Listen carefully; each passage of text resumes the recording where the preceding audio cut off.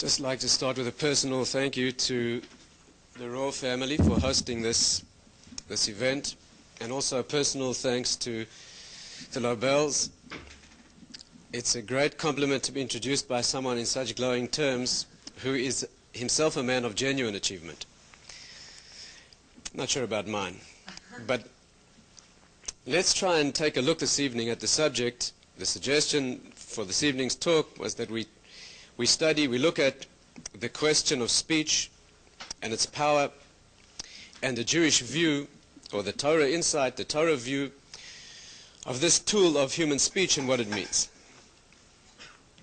With your permission, I'd like to take a slightly different or unusual, perhaps, route through the subject, because many of you have some background in the subject, or you have easy access to discussions of the subject of Lashon Hara, what in English we mistranslate as slander.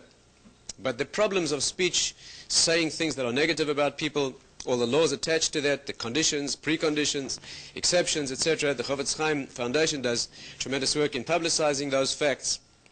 And therefore, with your permission, let's take a slightly different angle. Let's take a tour through slightly less charted waters, if you like, and try to study something from a deep perspective and something from a slightly more unusual angle. And that is the nature of speech itself and what it means in depth. And I'd like to take a special look at the problem of wasted words. Torah has a very special prohibition of saying things that are nonsense, quite apart from saying things that are hurtful or negative. Saying things that do no harm but are meaningless. Some of us do a little bit of that from time to time. I'm sure in present companies are excluded. And I'm sure New York in general is not a place where that happens, but there are places where people do spend time expressing things that are relatively meaningless, and that's a very deep and serious Torah prohibition. Now let's see if we can try and work out together some of the depth behind this. Now, we'll need to stay together on a wavelength that we may not all be familiar with traversing. Because we need to discuss, we need to study areas that are deeper than can really be expressed in words. The paradox of this evening's discussion is that we'll be using words to talk about things that really cannot be expressed in words. Right? The mystical conception is that the words are always inadequate, because the words are always finite and packaged pieces of a reality that's always deeper. In fact, if you think about it, you'll realize that the way you grasp something is never the way you succeed in putting it into words. Even if you speak a lot and very accurate words, you can never really communicate the thing itself. You can talk about the thing, but you cannot say the thing itself. In fact, anyone who's lived at all knows that genuine communication doesn't require any speech at all. The more words you have to say in a relationship, the worse you're doing. The more you have to say, the less the chances that you'll get it across. If the relationship is where it should be, then just a very subtle indication of expression will be more than adequate. It's very interesting to look at your faces, because the mystics always say that women understand this naturally and men don't. And this audience, the cameras should be on the audience, because the ladies are all going yes and the men are going huh? You'll have to ask your wife afterwards and she'll explain it to you. But that is the gift that women have in this area is the ability to grasp a thing as it is. Let's take a look at the subject itself and see if we can discover a depth that's perhaps a little new to us. First of all, what's the meaning of this tool of speech altogether? Now, using the faculty that we've appealed to, which is the faculty of understanding a thing as it is and not getting trapped in the words. Let's see if we can use a few clumsy words to describe this. The Torah concept of speech, and that's a deep mystical conception, it's a universal thing, anyone who's sensitive about this process will be able to identify it, is that speech in essence is the mechanism of connection between the higher and the lower worlds. You know that all of mystical study really hinges on the point of connection between worlds, between levels. It's the connection between male and female that bears fruit. In fact, the tongue is known as a circumcision in Kabbalistic writing. The tongue, it's called bris haloshen, it's the covenant of the tongue. This is not the place to go into detail, but it's the equivalent in the higher world, the world of the head, of the concept of the concept of bris milah, of circumcision, and its function in transmitting covenant and in transmitting birth. The difference is that in the body, the formation is that of the human body, that means of children, and in the higher world of speech, the transmission and the formation is that of students. By Avram and Sarah, it says that the Torah refers to the people that they made, the souls whom they made in Haran. The simple translation would seem to suggest the children that they bore, but we know they did not have children. And of course what's being referred to is the people they taught. Because what the body produces in the lower world, the mouth produces in the higher world. In fact, that's one of the reasons why your relationship with your Rebbe is more intense than your relationship with your father. You know that the halacha is that if one's father's life is at risk, and one's Torah teacher's life is at risk, and you can save only one, you're obliged to save your Rebbe's life. Right? The reason is that he brings you into the higher world, whereas your father only brings you into the lower world. Of course, if you're not happy with that, then the way to neutralize that is that if you pay for your son's Torah education, if you pay for your children's Torah education, you then acquire the din of being his father and his Rebbe. So then he'd certainly have to save you first, which means that you have to put your money where your mouth is and send your children for a Torah education. But the idea of teaching, of speaking, is making a connection between the higher and the lower worlds. Let's try and look at that for a few moments and understand it better. Speech is really is a world of connections. Stay carefully with me.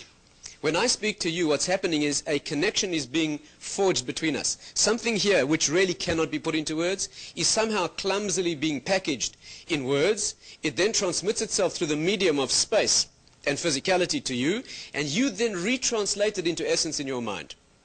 That's a remarkable and absurd process. The Kuzari says that this is an absurdity, but that's the way the world works. It's a lesson in the connection between higher and lower worlds, between spirit and physicality.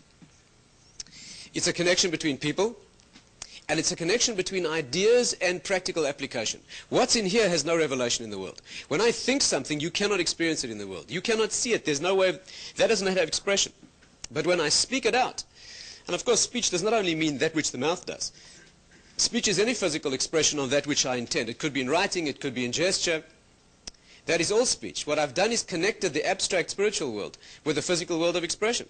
In fact, for those who have some Hebrew background, you'll know that the word davar, dibur, speech in Hebrew is dibur. The root dabar in Hebrew does not mean speaking literally. It means what we call hanhoga. It means a controlling influence that comes down from the spiritual world and manipulates or handles the physical world.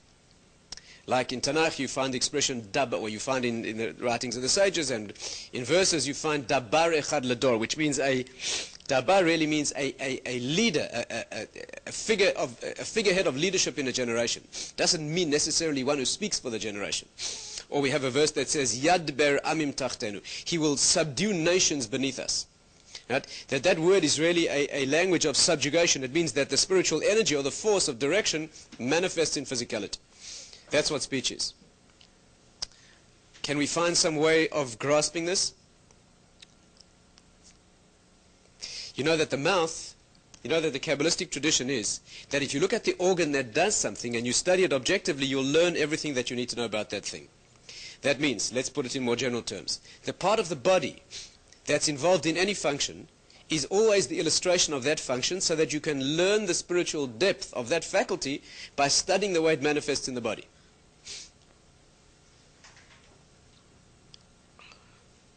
Every part of the body is an illustration of that. But we don't have time to go into that idea in general. But speech, let's take that as an example. The mouth, which is the organ of speech, has three functions. If you study it objectively and you observe the world, or you refer to Torah sources, you'll find that the mouth has three functions. Those are speaking, eating, and kissing. That's remarkable. We know that if one organ performs three things, those three things must be one thing. Right? Because if that same part of the body has more than one function, that means those functions emanate from the same source. We always look to the unitary dimension of the source in order to understand something. That's exactly what Torah is all about. What's the connection between eating, speaking, and kissing? You know, the Talmud actually discusses the fact that it would have been more appropriate to have more than one mouth. The Gemara itself asks, why do we speak and eat with the same mouth? The Gemara says we make enough trouble with one mouth, and that's why we were given only one. But at a deeper level, eating, these three functions are one. What are they? Speaking is the connection that we've described, connection between people, connection between the higher world of ideas and the lower world of physical expression. Eating is the world of connection. The mystical conception is that food is the energy that, I'm sure you can see it already, keeps the higher world within the lower world. If you eat, the soul, the neshama, is bound to the body. Food is that remarkable connection, that remarkable energy, which is required to keep the neshama inside the body. If you don't eat, the neshama begins to distract itself out of the body.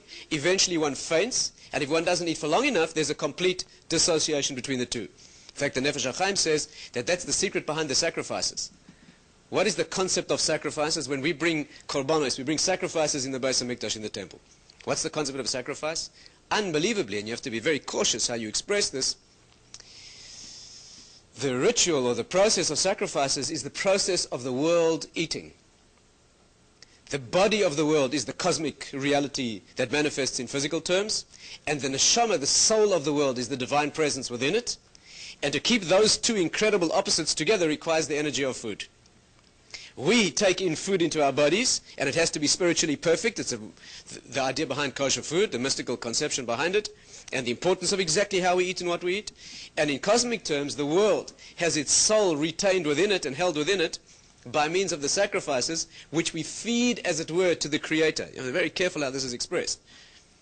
That's why the altar, the Mizbeach, is known as Shulchan Gavur, the table of Hashem. And all the laws of the sacrifices parallel the laws of meal and of eating. Expressed as this korbani lachmi, my sacrifice is my bread. In terms of bread that a human being eats, that's its equivalent. That's a wonderful and deep idea. But that's the concept, that the world of connection is expressed in speech, in speech, and it's expressed in eating. Eating is necessary in order to keep the connection of the higher world maintained with the body. And the third function of the mouth is kissing. And it's no accident that the mouth performs that function too. You know that kissing is a universal human expression of bondage, of bonding, of love, and of warmth and closeness between husband and wife, parent and child. That's an absurdity. That's an absurdity. If you descended from Mars, and I asked you to design a mechanism of physical expression of closeness between people, I'm quite confident that is the last thing you would have come up with. You might have come up with, gently and sensitively putting your foreheads together. Or some other, but kissing, it's bizarre. First of all, it's unhealthy. It's absurd. We don't think so because we're so used to it. That doesn't bother us. But if you were objective and you looked at it, it's bizarre. But the reason is that the mouth is the organ of connection, and therefore it fulfills those functions of connection in the world. Again, there's a much deeper level here that relates to marriage, and again, this is not the appropriate place to discuss it, but I leave you to research it on your own. Now, that is a beginning of understanding of why the Torah puts such emphasis on correct speech. Can you see what's happening if you speak wrongly? You're breaking the connection. What is the mystical problem with speaking a lie, for example? Can you see what you're doing? The function of speech is to connect what's in here with what's inside you. Do you know what an absolute definition of good is? You know that the definition we use of good is what Hashem says. But if you were a natural scientist, that means you examine the world in natural terms. Could you come up with a definition of that which is good in natural terms without reference to the Torah? I once heard a great Torah sage of the previous generation, of Simcha Wasserman. He said that a natural definition of goodness is using a tool for that for which it was designed. Isn't that beautiful? And using a tool for that for which it was not designed is evil. And by the way, you see the results. If you take a tool and use it for what it was designed for, it does the job, and the tool is maintained perfect.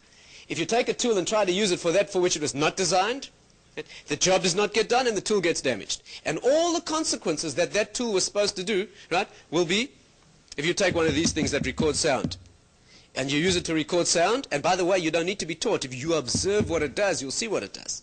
And you could figure out, if you have natural wisdom, how to use the world. But if you insist on using this thing to knock nails into the wall, so first of all, you won't get the nails in. First of all, you'll break the thing. That's the first thing that will happen. Then you won't get the nail in the wall, so the bookshelf you were going to put on the thing is not going to be there, the books are going to fall off, the wisdom from, etc., etc., going to destroy the world. Male-female relationships, for example, since we've entered that zone. Hasn't this generation smashed those entirely? Some of the perversions of this generation are such an obvious misuse of a system that is so clearly designed, so clearly manifesting what it should be used for. And the consequences are predictable. Speech is there in order to connect. It's in order to share with you what's in here. If I tell a lie, what am I doing?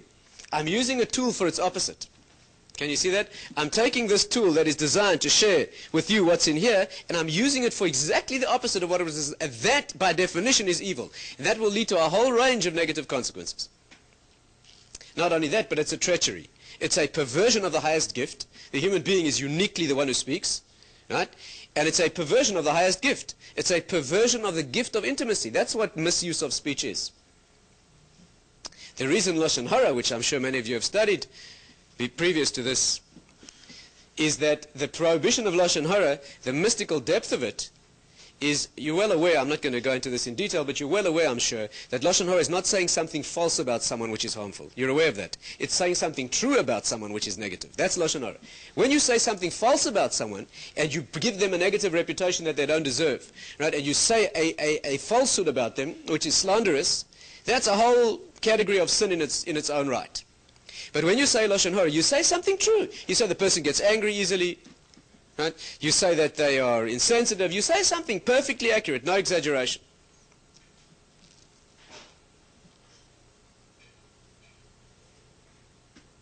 If you say that the rabbi can't sing, and that the chazan doesn't give a good drosha, that's pure Lashon Hara.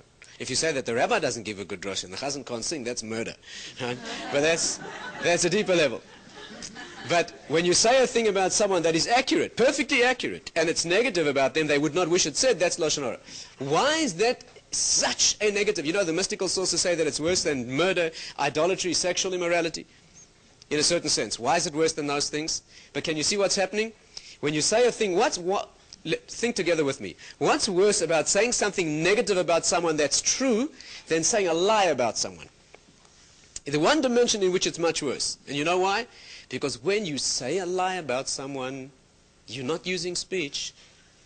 You're using what appears to be speech, but you're not using speech. When you say a lie about someone, you're not using the tool of speech. You're using a perversion of the tool of speech. Again, speech is communicating with you what's in here. If I say a lie, I've not used speech. I've perverted the tool of speech, and that's evil. But when I say Lashon Hara, I'm saying something to you that is true about someone else. That is speech, and I've betrayed it. And that's why Lashon Hara is worse in many ways than the sin of saying falsehood. Because I'm using genuine speech. I am sharing with you the truth. It's a correct communication, and it's damaging. So that's a much deeper treachery of the tool of speech than many others. And that, again, is a subject in its own right. We're just making some of these remarks as an introduction, a basic introduction to the area of speech. I hope we're beginning to feel together. And I presume you have no trouble understanding an accent, an English that has no accent. Right? After David's introduction, you were well used to it. So I'm sure you're with me. But we are here trying to study the center of this concept so we can see its ramifications, applications in Torah. You know, the idea continues, and it's an endless thing. We don't have time this evening to explore it in full. But let me share with you one more illustration. You know where speech originates? Here. Speech originates in the throat, correct? This is where the sound is produced. Actually, the mystics say that speech originates in its depth in the chest, because the breath is the vehicle of speech. Before you say any sound, you must say the sound of the breath. And that, of course, is why the word neshima in Hebrew, which means breath, and neshama, which means the soul, are almost the same word. That's a subject for another time. But speech itself, where the vocalization begins, takes place in the throat. Now, we learnt already this evening that the part of the body, what did we study? The part of the body that manifests something is the lesson in what that thing does. You don't have to even look in a Torah source if you're sensitive to the world. Why does speech begin in the neck? There's no, again, if you have the misfortune to be brought up in a pattern of Western thinking, So then you think that it's a genetic evolutionary accident. It's random. Once when you were a gorilla, you grunted, or whatever else it was you were doing in the trees, and that kind of got left with you till now, so you're still grunting. But that is not the way a Jew looks at the world. A Ben Torah doesn't look at the world that way. If a certain part of the body does something, we understand it was designed to do that thing, and it's very specific. What's remarkable about the neck? The neck is the organ of connection between the higher world and the lower world. Thank you. Vodka? Next one. Thank you. The neck is the organ of connection between the higher world and the lower world. Is that correct? And therefore speech, which is the function of connection between higher and lower worlds, originates in the neck. You know, your head you didn't have to have a neck. You know, you could have been like this. Yeah. It's the connection. The mystics go even further, of course. Speech is produced not only in the neck, but in the front of the neck. You know that Kabbalistically, the front of any function, the front of any organ, the front of any part of the body is always its side of elevation and spirituality. And the back is always the side of darkness and negativity. The front is always that which manifests the personality, the internality. You know what the front is called in Hebrew? Panim. Panim is the face. Do you know that the same word in Hebrew is pnim, which means the inside? It's one of those remarkable Hebrew words. Hebrew has many words in which a word has the same meaning and its opposite. It has one meaning and its opposite inherent in the same word. That's remarkable and unique to Hebrew. The word panim means the outer face, and pnim means the internality. And the connection is that the place you see the internality most sharply is in the face. It's, for example, why the face does not get clothed. We do not clothe it because there's no shame in the face. The body is clothed because it's subject to shame. The face retains its original spirituality. That level where Adam and Chava were unclothed and not ashamed. Why? Because the externality, the beauty of their bodies reflected the internality. There was no reason to hide the body. When you looked at their bodies, you saw the internality, you saw the spirit. They were incandescent with spirituality. Today, when you look at a human being, you see an animal. If you look very, very carefully at a human being, you see a faint glow someplace, usually on the face, what's called ziv aponim, that shows you that this is not an animal. But Adam and Chava, the original generation, the original formation, the original human beings who lived, when you looked at them, you saw only the spirit. You saw a luminescent spirituality. And if you looked very carefully, you made out the wisp of a body. And therefore they wore no clothes, because the clothes are a sign of shame. We use them in the opposite capacity as a sign of dignity. That's how we turn it into sanctity.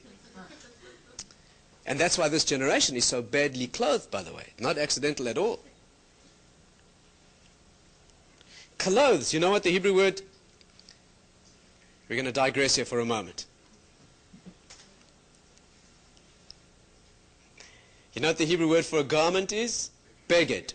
You know what beged is? The same word as treachery. And you know what beged is? If you take the aleph base in Hebrew, it goes aleph base gimel dalet, right? First you have the aleph, which is the ethereal, ephemeral, transcendent letter of perfection. That's why it has no sound in the world. And aleph is always the divine letter. And aleph is made of 2 yuds and a vav. 26, the number of Hashem's name.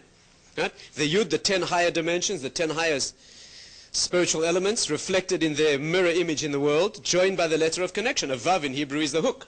Vav means a hook. Vav is the letter that means and in Hebrew, which is conjunction letter. So aleph, right? And what does the word aleph mean? Aleph in Hebrew means to elevate spiritually, to train or to teach. Aluf is the highest rank in the military system. Aleph is the highest number in the decimal system. By the way, the words elevate and elephant are directly derived from the Hebrew. English is directly derived from Hebrew on a Kabbalistic level. But for that you'll have to invite me back another time. We don't have time for that. But that's the idea. Aleph is the ephemeral letter of spirituality. And immediately after the Aleph appears in the world, you have Beis Gimel Dalet, Beged. The garment that clothes the spiritual light. And of course betrays it. The garment is the place of treachery. The garment can be the garment of one team or army, while the wearer is belonging to the other. So it's the hider of shame. And in case you think it's accidental and, you know, imaginative, the other word for a garment in Hebrew is levush. And the Medaktikim, those who comment on this level of Hebrew, say that the word levush is lobosh, not to be ashamed. Same thing. Me'il, by the way, an outer garment is called a me'il in Hebrew. Me'il is the same word as me'ilah. You know what Me'ila is? The sin of going into the temple and taking out the holy things for profane use. Treachery of the spiritual world being brought into the external world. All the same idea. These are all connections of the concept of an internality being connected to an externality and done correctly, and being betrayed in being done incorrectly. The front of a thing is always the side of spirituality. Right? And therefore the voice is produced in the front of the throat. The back is always the side that is the side of darkness, of excretion, of negativity, of non-recognizability. You know, you recognize the halacha is that a person has to be recognized in situations where we need testimony in identification of a person. It always has to be done from the face. And by the way, it's the only place you can identify someone. You know that? You know how you recognize someone? By their face. The hands are also very expressive, but not good enough to identify the person. And the back of the head and the back of the neck are very, very close, but not good enough. How often have you walked up to someone and given them a mighty slap on the back, believing they were an old friend? Right? And when they turn around, you have a very uncomfortable feeling because they're not. Right? You think you can identify someone from the back, but it's not correct. But from the face, there's a remarkable sense. In animals, it's not so. You know that? You cannot identify an animal uniquely by his face, unless he has some outstanding feature. But a human being, even identical twins, if you're sensitive, can be told apart by the face. So the front is always the side of spirituality, and the back is the side of darkness. The front of the neck, you know what this part of the neck is called in Kabbalistic terms, the place where speech is formed? You know what this part of the body is referred to in the Kabbalistic world? Moshe Rabbeinu, Moses. Why? Wasn't he the voice of the world? Wasn't he the mouthpiece, the channel through which Torah is brought to the world?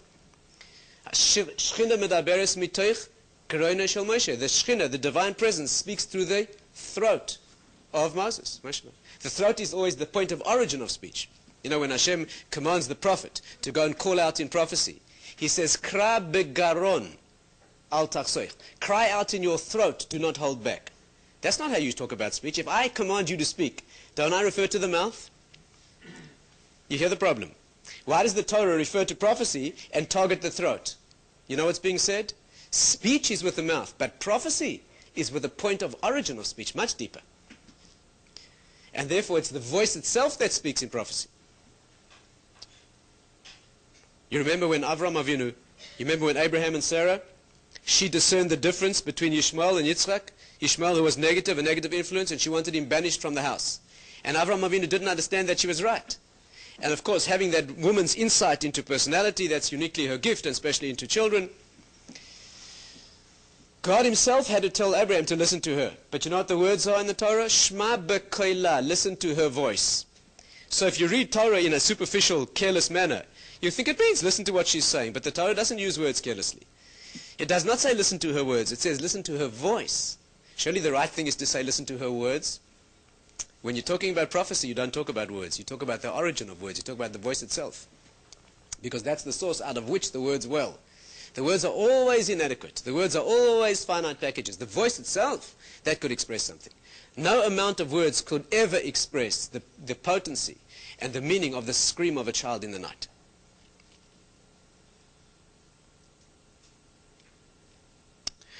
So speech is the world of connection.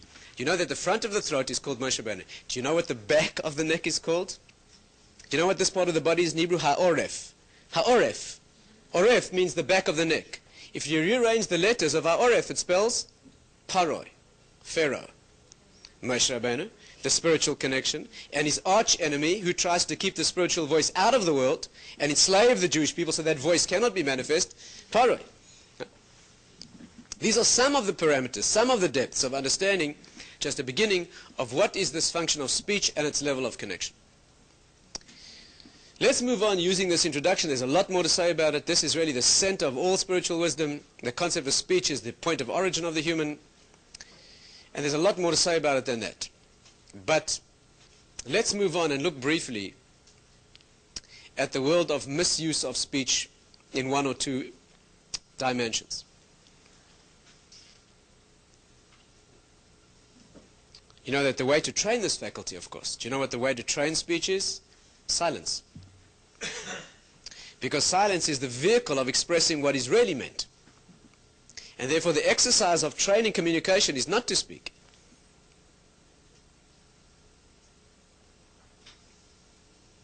Rav Rav Dessler says that if one shares an idea that one has recently grasped, you lose it.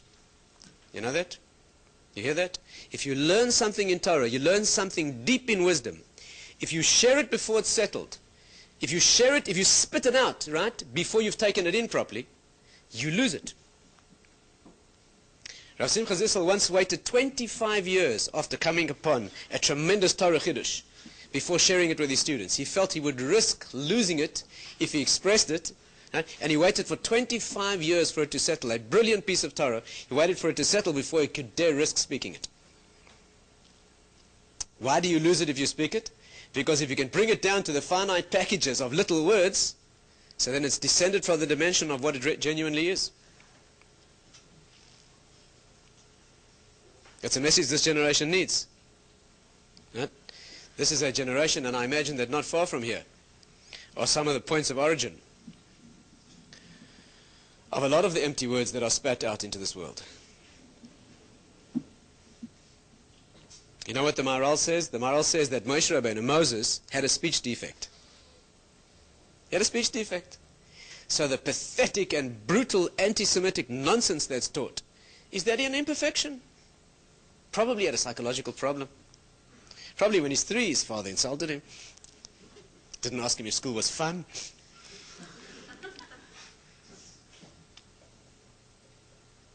You know what the Maharal says? That Moshe Rabbeinu's speech defect was a manifestation of his perfection. We're talking about Moshe Rabbeinu. We're talking about speech itself. You know why he couldn't speak well? Because he was living in a world where things are grasped as they really are, and those things can't be put into words. Therefore, he couldn't say the words. His grasp of a thing was the essential way the thing really is. As soon as you're going to start trying to package it in words, you're going to bring it down into a finite. If you meet someone, in the first 20 minutes of that friendship, you tell them everything about yourself, that's who you are, 20 minutes of speech. If there's no more to be discovered to you than what you can put into words, that's who you are, that bundle of advertising copy. The art of being human is that every time anyone gets to know a depth to your personality, they only begin to realize that there's a lot more they didn't discover yet. His imperfection was a sign of his perfection. Right? To take Torah, to take his knowledge of Hashem, to take his connection with the divine world, and bring it down into finite words would be a distraction. We're making those things finite, and by definition they're infinite. But you know that it says that after the Torah was given, he spoke normally. You know that? After the Torah was given, you know the last book of the Chumash, Dvarim, what does it say? Ele Dvarim asher diber Moshe. These are the words that Moses spoke. He had no trouble speaking then. Why? Because after Torah was given, Hashem himself performed that miracle of taking the spiritual wisdom that cannot be put into words and putting it into words. That's what it means that God appeared on the mountain. The divine, spiritual, infinite world melted in and meshed with the physical world. Impossible, but that's what happened. The Torah was contained in finite words. The infinite wisdom of the Torah became contained in 600,000 letters on a parchment, which is impossible, but that's what happened. After that miracle was put into the world, then he was able to speak.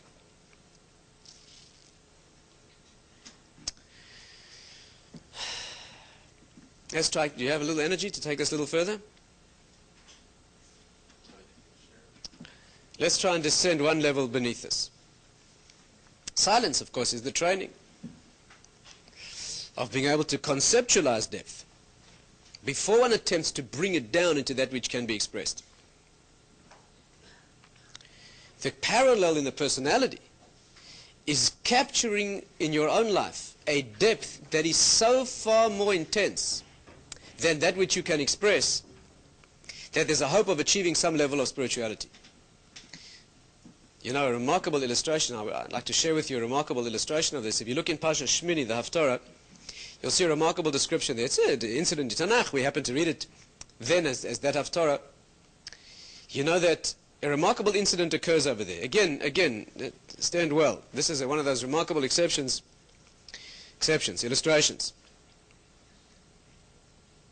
You know, it says that King David was bringing the ark. You remember? They were bringing the Aron Kodesh. They were bringing it up, right, closer to its final resting place. And David was dancing. King David was bringing it as he didn't have the merit to build a temple, but he did everything that he could. And while he was bringing the ark up, he danced in front of it in a dance of tremendous manifestation of inner depth. His dance was amazing. His dance was so amazing, was so expressive, whatever the correct word is, that Michal, his wife, daughter of Saul, she was watching from the window, and she was deeply hurt and concerned. And when they met, she criticized him for his revelation.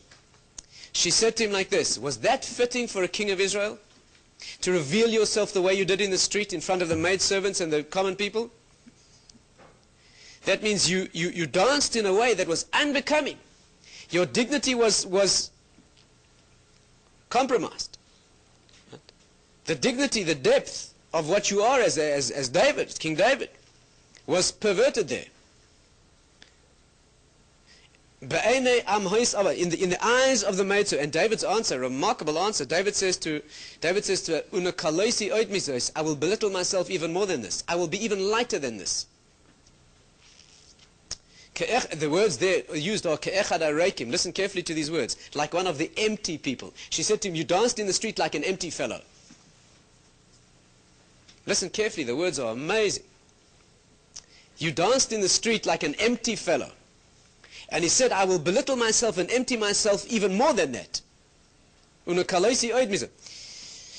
there's an interpretation of those words which is striking. And by the way, you know what it says right after that? That because of her criticism of him, which was wrong, she was mistaken in her criticism, she never had a child until the day of her death. Those are the words. Some commentaries say it means she died, in fact, in childbirth. Until the day of her death means literally that. What was this conversation? You think the Tanakh is recording here a quibble between husband and wife? She thought that he was a little bit undignified, and he thought that he wasn't undignified. She thought that his ankles showed. His knees, maybe. Much, much deeper. You know what the discussion was? When David danced in the street, it was such an expression of internality. We're not talking here about a person dancing in the street. We're talking about King David expressing his neshama. Dance is an expression of speech. Anything that the body does is an expression of the spirit. Do you know what dance is? Dance is one of the most intense and amazing expressions. It's not only the mouth and the tongue moving, it's the body moving in its entirety which expresses an inner emotion. We won't insult the level of this discussion by referring to what dance has become and what it should be. And of course it can be the most sordid expression. Of course it can. It must be. Because it's connected to that energy too. But it can also be the most spiritual of expressions. David was dancing in a way that he danced so expressively in the street that you could see his neshama. And that she felt was wrong. Why? Because the obligation of a human being is that there should always be more hidden than that which is revealed. If you could dance in such a way that we see all of you, you have converted all of you into those movements. There must always be a well, an unquenchable well of depth that goes beyond that which can be expressed. And when he expressed himself entirely, so she felt he transgressed that prohibition of translating your inner dimension into physical expression. And David's words, and listen to the words, ke'echad ha'reikim, like one of the empty fellows. You emptied yourself entirely. You spat out into physical expression so much of yourself that there was nothing left. And what was David's answer? You think that's all there is? You think that what I showed out there is everything that there is? It's only a small part of what remains hidden. She was wrong about it. And it could be that her dying in childbirth was a midah keneged midah, to bring life into the world, to bring the spiritual dimension from the hidden into the revealed. Right? She had to learn through that, as it were, to re-correct the level that she had. We're talking about people that are this is not criticism, of course, we're talking about people of cosmic dimensions here. We're talking about imperfections that we would not be able to grasp even. That is the beginning of a discussion of speech and its potency, of the energies that have to be retained behind speech. Let's look at this problem of empty words. You better hold on to your seats for this because it gets a little rough, a little frightening. You know that the prohibition of what's called dvarim batalim. Dvarim batalim means wasted words. Of course, we should all realize from the preceding discussion that we're not only talking about words. Dvarim b'tailim really means any expression of who you are that is to waste. Any action of the body or any time that you spend, which is not an expression of internality correctly applied. And that's called Dvarim b'tailim. But in its primary form, in its classic form, let's say, in its model, it is talking nonsense. Stay with me carefully, because we have to descend into levels here that are remarkably deep, as far as we're able, as far as our hand can reach. You know, wasting words. First of all, it's a tremendous Torah prohibition. Do you know that the Gaon of Vilna says that there's a special dimension of punishment in the world to come for wasted words? You know that? You know, we have a dimension called Gehenna. You know, Gehenna is the dimension of suffering or punishment in the afterlife, or retribution, or correction, whatever you want to call it. There's a special form of Gehenna for the words you spoke that were meaningless. It's called kaf hakela. Kaf hakela. You know what that means? I don't know how you translate it in English, but kaf hakela means the cup of the slingshot. You know, a slingshot has a expansible, stretchable part, and it has the part that holds the projectile. That part is called kaf, the spoon or the cup. Kaf hakela. That is what a neshama experiences, a Gehenna that's got that name for wasted words. And the Gaon of Vilna says, for every word you wasted, in the next world you have to be flung from one end of the cosmic universe to the other. Why? Why? What does this mean? You know, we have a concept that correction in the next world, every form of correction is always midah keneged midah, exactly appropriate to the sin or the crime or the damage. The reason, of course, is because it must be a correction, and therefore it must target exactly the problem that occurred. So why is wasted words, why is that sin expressing itself in its punishment as being flung from one end? Do you know what the deeper commentaries say? That this punishment is the experience, listen well, of the neshama being flung from one place to another, having a sense of arriving at its destination, and as it's about to arrive, being flung again to some other place. And as it's about to rest at that point of dimension, of destination, it's been flung again. And that's the constant experience. Why is that bizarre experience the appropriate punishment for wasted words? Well, I'm sure you can work it out for yourself. What are wasted words? Taking the prime energy, the primary energy of the human being, to translate what you are in potential and bring it into expression in the actual. And you're wasting that. You're going someplace but getting nowhere. You're taking the tool of the voyage and you're not going any place with it. You're not just doing nothing. You're perverting and betraying the agency of traveling. Words are there to express yourself, to bring you down from your world of potential, everything your body does in the world. You don't have a limited time to do it. You have however many years you're given. You're very finite and limited. You have to bring down everything that you could be into what you should be. So when you take the tool of achievement and you use it to go nowhere, so the punishment will be a journey that goes nowhere.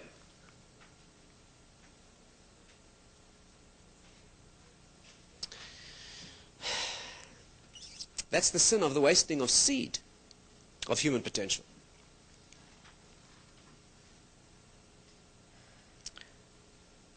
The question we have to ask now is, why is speaking nonsense such an attraction? Why is it so pleasurable? People do it all the time. People make a special point of doing it. People go and sit for 4 or 5 hours together and talk nonsense. I'm not talking about forbidden speech. People are careful with their speech. Never say anything negative about anybody else. What do people get together and, what do they call it here? Chew the fat? Yeah. Shoot the breeze. Talk nonsense. What could be more stupid? Imagine spending 6 hours talking to a friend, and you know what happens? People get together. Men, of course, are completely. Women, people think women are worse, but men are bizarre. Men will spend 6 hours speaking about sports statistics from 1930, who knows what. What difference does it make? Who hit how many, whatever it was in whatever it was, for pity's sake. But what's even more remarkable about the fact that they do it is the fact that it feels so good. That's a deep problem. What does that mean? People will go and sit. You know how it usually goes? People go out. They go out for dinner. They go out someplace. They sit together. 4, 5, 6 hours 2 hours, whatever it is. The conversation ranges from subject to subject. No, you can't even recall at the end how you got to the subject you're talking about. Do you ever have that experience? Complete random association, one nonsense after another. And absolutely nothing's been achieved. And it feels marvelous. Why is that? Why is that? Let's see if we can try and explain this in deeper terms, and we'll end with this. Fantastic subject to understand. Stay with me carefully as we go through this journey.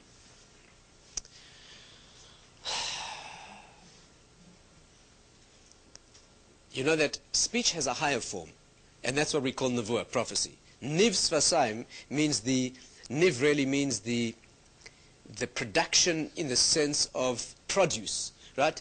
Tenuvah, you know the Hebrew, you know the Israeli produce company, Tenuvah. The root is niv. Niv means, Tenuvah means the produce of the earth, right? Niv svasaim means the produce of the lips. Nevuah means the welling up of a higher wisdom, or a deeper wisdom into manifestation, a much deeper wisdom. We don't have prophecy anymore. And we need to study for just a brief moment together the descent or the ending of the phase of prophecy in the world. You know, we don't have prophecy anymore, that's an axiom. Prophecy ended with the Anshe Knesset Agdola. Just after that, the last three prophets, Haggai, Zechariah, Malachi, they lived about 2,200, 2,300 years ago. During the time of the Anshe Knesset Agdola, the last of the great Sanhedrin, that was the time when the last prophets lived. The Talmud says that after that generation we have no more prophecy except in children, dogs, and insane people. Right? That's where we have vestiges of prophecy. And that's a subject for another time, it's not this evening's subject.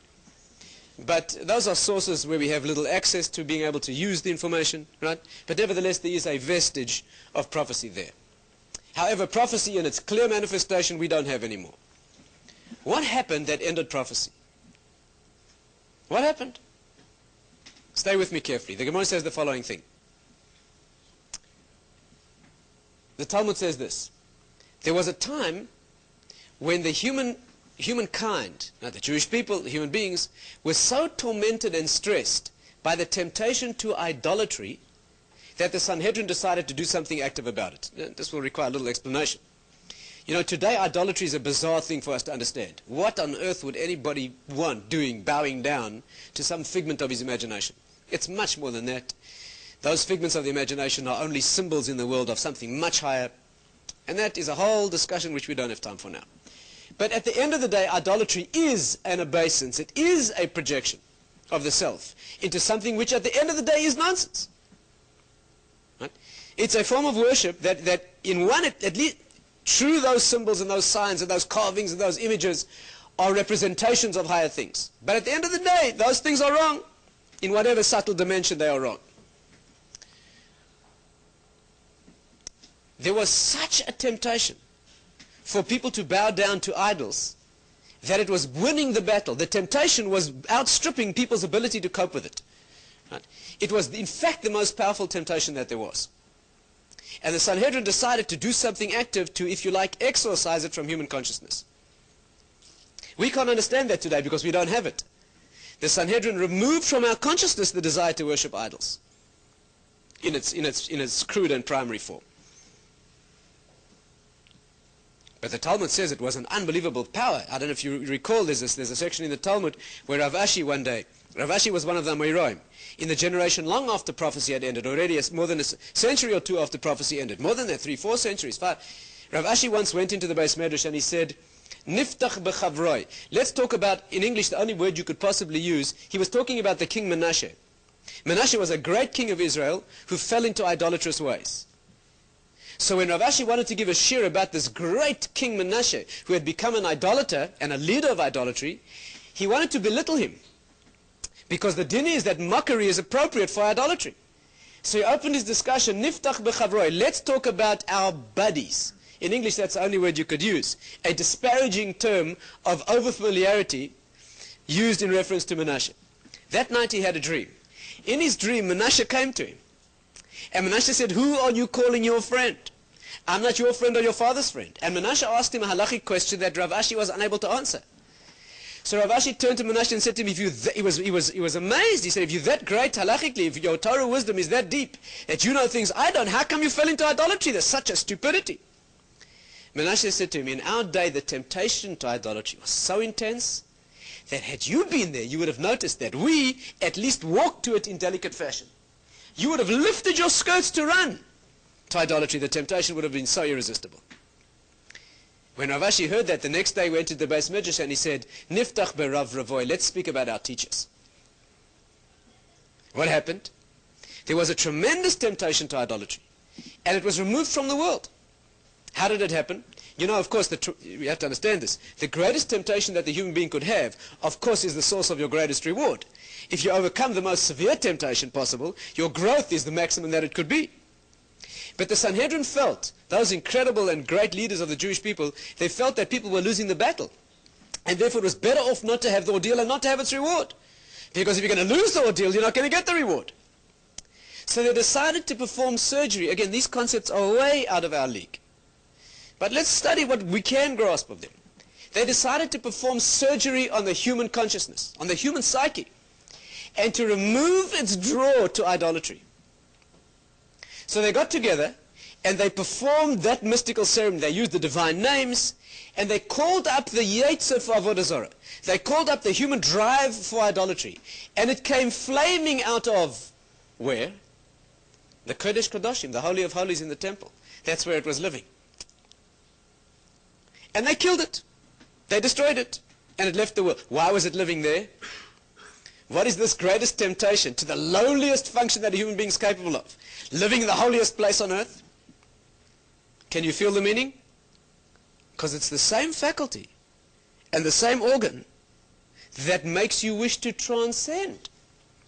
What is the drive to idolatry? Isn't it to go beyond the self and worship that which is beyond? The faculty that wants to do that is the same faculty that worships Hashem. Only it's misdirected. But it's the same organ. Can you feel this? There's a desire to transcend and melt into that which is greater. Done correctly, it's Avodas Hashem. It's a melting in and a transcendence into a higher level. Done incorrectly, it's a perversion into idolatry, but it's the same organ. And therefore the place that it obviously was manifest was in the holiest place on earth, because that's the lowliest manifestation of the same function. So that's where it came from, and that's what they did, and they killed it. And as soon as they killed, listen well, as soon as they killed the drive to idolatry, you know what died instantly? Prophecy. What is prophecy? The ability to communicate directly with a transcendent reality. And if you take the organ out of the mind that does that, you lose the drive to idolatry, but you lose prophecy too. They knew they were doing that. That was the consequence, and that's what they did. Just to get a slightly deeper feel for this. It's marvelous, these ideas, and it makes you want to go to yeshiva, doesn't it?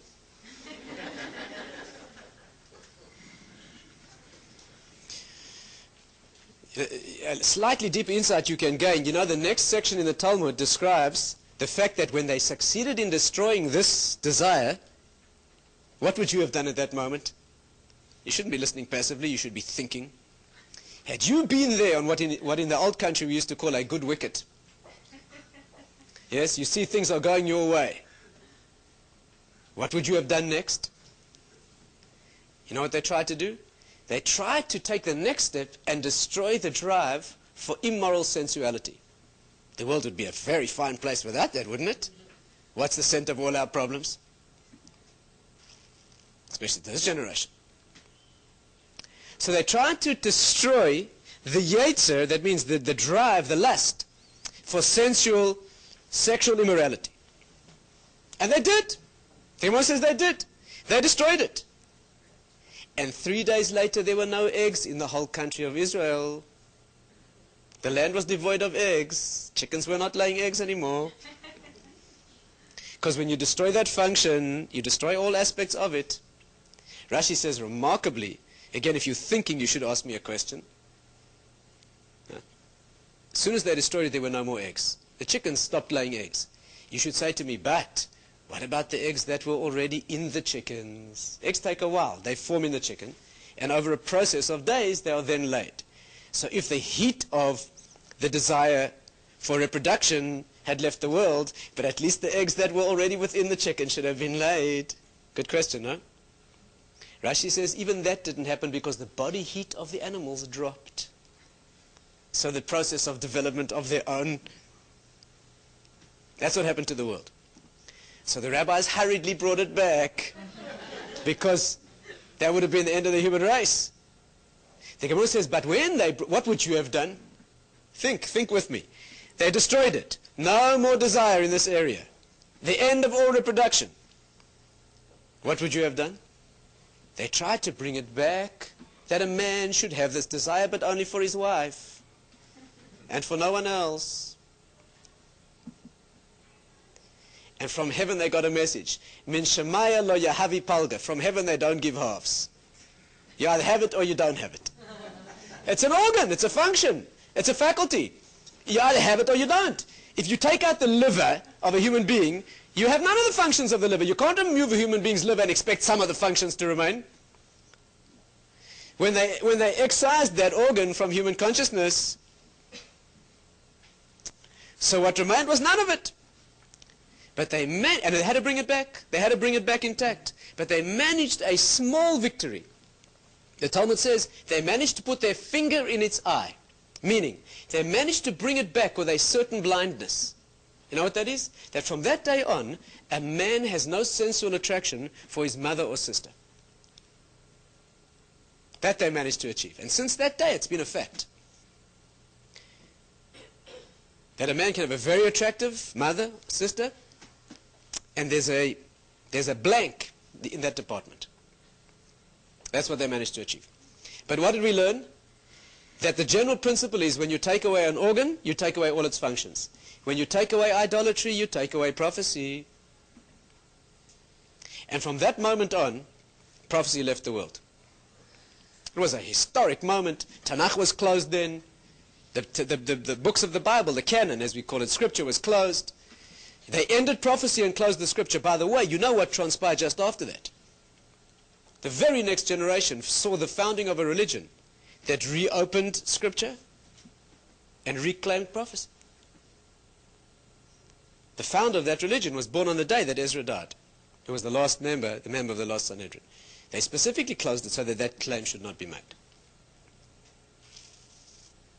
But let's take the final step. What did they do? Stay again with me. They excised from the mind the desire for idolatry, and what left hand in hand with it was the desire for prophecy. That's wonderful and deep, but what we need to ask ourselves is, listen well, stay together with me. What remained in its place? What remained? What happens when you remove an organ? What remains in the body? What happens when you remove a faculty in the mind? What remains? An empty space. And from that moment on, the drive to transcendence became focused on emptiness. And from that moment on, the desire to transcend is a desire to go nowhere. And the highest pleasure became an activity that goes no place. Until then, anybody wasting time speaking nonsense would have been a travesty of a human being. Somebody sitting speaking nonsense hour after hour would have been regarded as insane. But after that moment, the highest drive and derivation of pleasure became the desire to transcend into a place that is going nowhere. That's an end in itself. Let me try and explain a little bit more deeply. Stay together with me. And do you know what that sense of pleasure is? Do you know what that drive to nothingness is? That was once a drive to transcend into the correct source of all existence? Do you know what the sensation is? It's a sensation of the next world. It's nothing less than a minor experience in this world of living in the eternal world of the next world. Why? Because that's a world that goes no place. It is because it is. It's not a building and a working towards. It's a having arrived. And when a person speaks nonsense, when a person wastes time and does a thing that goes nowhere, the experience is the experience of living in the next world. You've arrived, there's no place to go. The most potent illustration is within marriage, but this is not the forum in which to discuss it. It has to be understood. It's the sharpest manifestation of a sense of arrival. That has to be discussed in a separate forum. You have to invite me some other time, and I'll refuse. But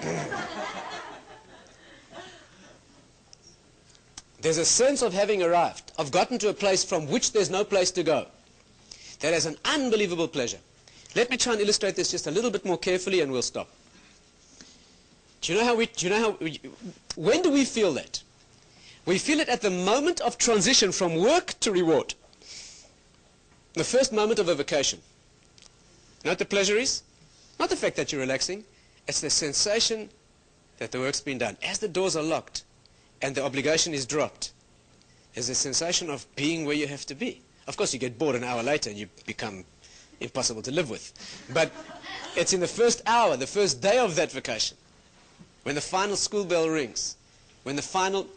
You know what word we use in Hebrew for someone who dies? We say the person is niftar. You know what niftar means? Divested of obligation. Potter. Their obligations drop. That's the next world. It's a situation of being devoid, divested of obligation. That's niftar.